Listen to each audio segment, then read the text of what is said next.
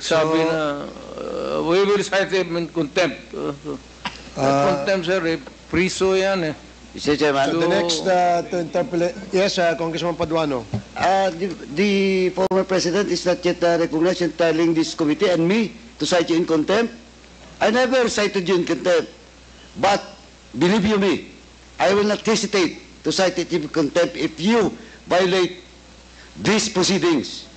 The internal rules. I will invoke Section 11 and your former congressman, and you know that. I never cited you in contempt. Mr. President, well, in fact, I just raised a point of order. Kaya sir, takot ako sa iyo. Hindi. Thank you. Hindi ka dapat matakot for as long as you follow the rules of this ako, sir. committee and you should respect the members of this committee.